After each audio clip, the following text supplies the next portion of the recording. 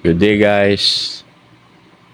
Dito na naman tayo sa stock loop slash breeder loop. Dito tayo sa colony breeding ko. May stock loop. Ito nga pala yung pairing ni White Foundry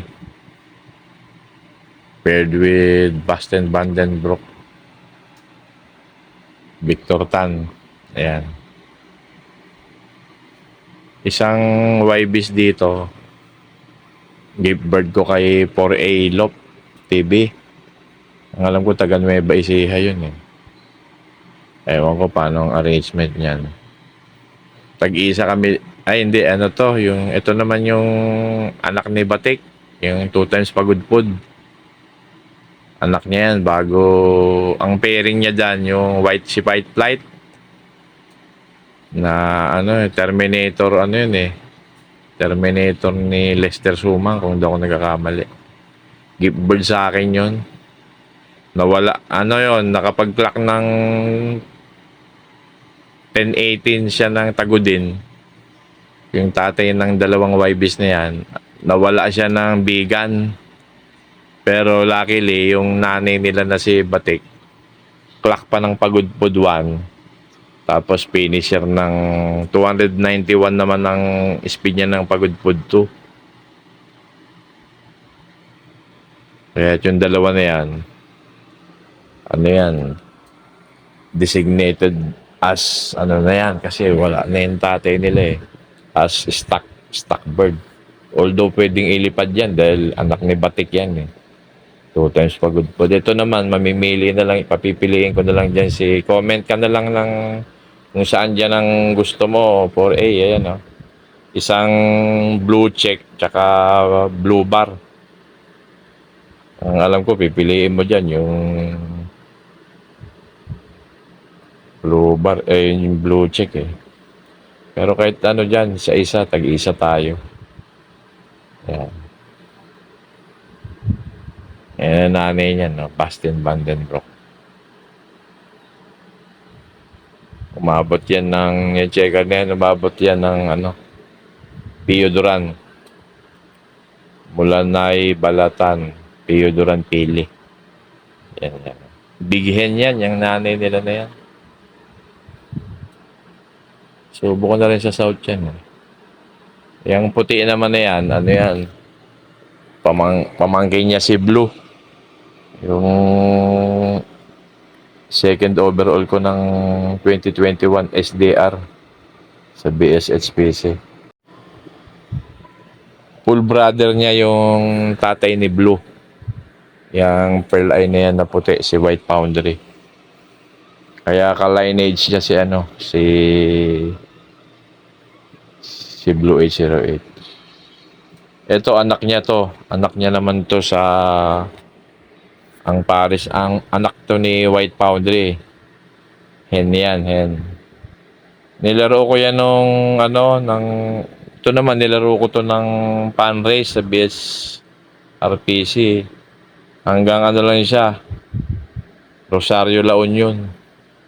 Ayan ang anak niya dalawa. Yung isa dito, akin ng puti dito. Yung isa dito kay Parentan, Jonathan Soriano. Gift bird ko din, humingi ng 1,000. Matagal na. Ayan, isa dyan, tag-isa kami. Ang anak ni White Foundry to. Yung half brother naman to ni Perul 102, yung nanalo ko sa non-third lap champion ng Matnog 2 nung invitational ng NDR Diver South. Kapatid niyan, third Matnog. Nag-speed na yung kapatid niya ng 991 ng Matnog 2. Yan siya. Piniring ko siya sa kak na Mariano Emil Dewert yan, Vandenbroek. Yung blue bar na kapiring naman ito. Yung isa dito, mapupunta kay Parington. Gift bird ko. Tag-isa rin kami. Yan. May puti ito. Gusto ko puti eh. Sa kanya na yung dominant. Yung standard na.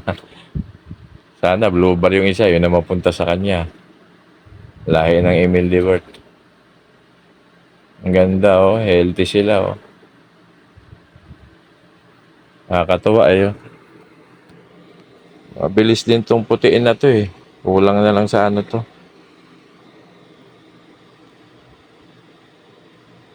Bala ko tong i-pairing dyan sa ano eh. Kapatid ni Batik. Nasubo ko na sa pagudpud to yun eh. So, hanggang pagudpud to. 2 times pagudpud. Kaya maganda rin yung experience ko ng North ngayon eh. Kahit na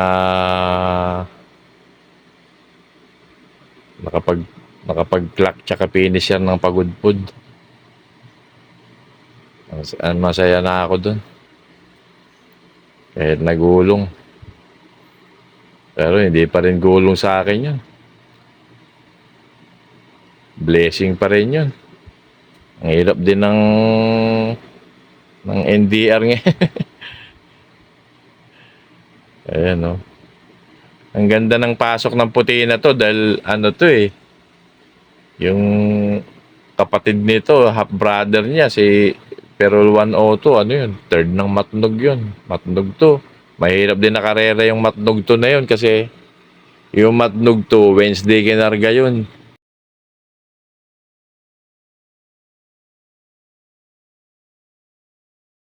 4 days holdover sa truck. Kaya pahirapan yung Matnog to na yun. Ayan na, malaki na yung pag-import kong isa dyan. Ang ganda yung checkered. Ito si Big Hen to yun. Baka pag wala akong ipapasalong dun sa breederan ko, ipahinga ko na to silang breeder na to eh. Ipahinga na to. May papalit na batch dito sa stock loop na to. Papasukan ko to ng 2 pares. Pagpapahingahin ko na rin to si kapatid ni Batik. Yung white grizzle na yan, dahil bala kong i-pairing yan. Ikakasa ko sa ano yan. Mama. Tinig yung ano. Ayan. Ganda ng 2 kong anak ni Batik oh. Terminator na strain ni Lester Sumang kung di ako nagkakamali, sabi ng tropa. Yan. Lahi ni Batik yan. 2 times pagudpud. Ganda niyan. Pang-stock yan. Gandang palahi niya. No? Gusto ko yan si Puti. Anak ni Batik. Muntik nga ako hindi naglaro ng NDR dahil wala talaga akong ibon eh. Residue lang yung mga nilaro ko ng NDR eh. Buti nakapagpatapos pa ng pagudpud. 2 times pagudpud pa tuloy. So blessed sa akin, blessing na yun. Hindi matatawag na gulong yun dahil nakapagpatapos tayo ng pagudpud eh. Never would have thought na makapagpagudpud pa sila. Ayan no, si Pearl Eye oh. Subo siya, sipag oh. Ang katuwa, ganda ng inakay oh. Ayan sila oh. Maganda yung mga inakay, binibigyan ko ng calcium yan, yung puti. Ganda pala ang calcium sa inakay. Bilis sila lumaki, ang ganda ng mga buto nila, titigas. Pula puti. Bale puti, ano ka na? Pahinga ka na. Last ano mo na yan? Last clutch mo yan, pahinga. Bartuloy na kayo sa isang sa isang kid, sama-sama kayo mga kak na pahinga ngayon. Condition muna kayo. Recondition. flashing. Ano muna, yung tong batch na to ng mga breeder dito sa stock ko, ano, ah, palalakasin, 1 week bilad, tapos purga, tapos flashing. Pati to si puti, pagpahingin ko to dahil ikakasa ko to sa, baka ikasa ko to kay Stitch dyan eh. Maglabas ang puti. Para mailaro. Magandang ilaro yan si puti dahil ano yan eh. Ang nanay niyan, Jansen Arden Beckert. Yung kaluluwa na Beckert. Kaya yung lineage ng Beckert kaluluwa niyan, yun yung lineage si Black Check. Nakalink din kay Black Check yung bloodline ng puti na yan. Kaya naka-intertwined na dyan yung ano, nakakabit dyan ang lahi ni Perul dyan sa puti na yan. Na si Perul na third matnog. Tapos, yung pagudpud 1 and 2 ko na clacker finisher na si Black Check.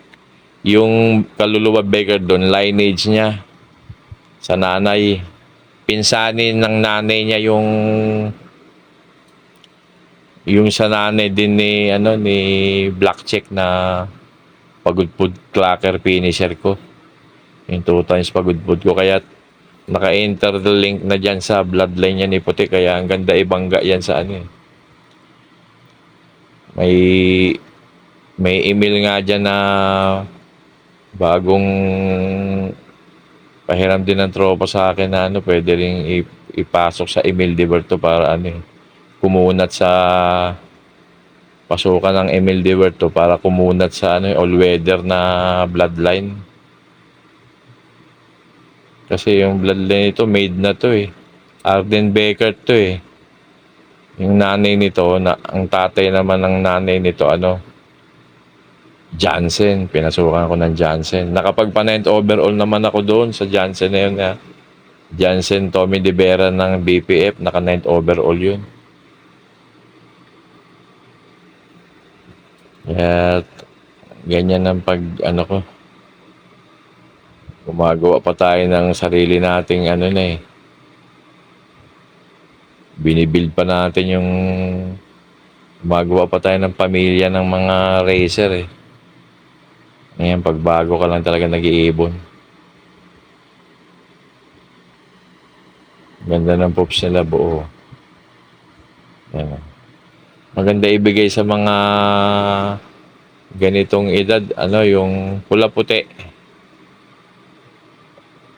Nakakapagpabuo din ng pops nila kasama ng all together with giving them probiotics. Actually ako, daily ako maglagay sa inumin nila. Pati sa binder, nilalagyan ko ng probiotics na gawa ko. Wala naman silang ano, anong problema. Ayan, si puti oh. Pag galing niya ng pag uwi niya ng galing ng La Union, Rosario La Union, pinahinga ko lang saglit, nilagay ko siya dito, yun, pinarisan siya.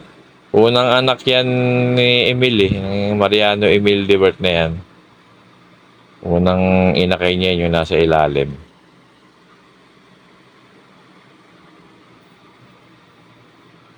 Ayan na, buti may naiwan pa si White Flight sa akin, no? Tsaka si Batik, oh. Pagtapos ang karera ni Batik, sakto pinasitter ko dito, kaya may instant pagod food, 2 times pagod food ako. Na inakay, anak ni Batik kagad. Itlog sa karera, ayan, no? At the peak of health nila na kumakarera, yun, kinuhanan ko ng kinuhanan ko ng ayan na, oh. Next in line kay Batik ko. Kaya lang iba ang pagkaano nito. Pagka walang batik to, halos ano, black tip lang yung mga pakpak sana niya, buong black tip. Blue bar naman yung isa. Blue bar or ano to. Baka slate pa to. Blue bar or slate. White plate naman ng tatay kasi niya. Kaya tuwan-tuwa ako dito. Habang habang laging see you tomorrow sila, batik yan. Nakuhaan ako ng anak pagtapos ng pagudpod niya. Yan ay anak niya. Bago man na ano ng pagudpod. Paano guys, nabangkaan ko na naman kayo. Till next time. Thanks. God bless.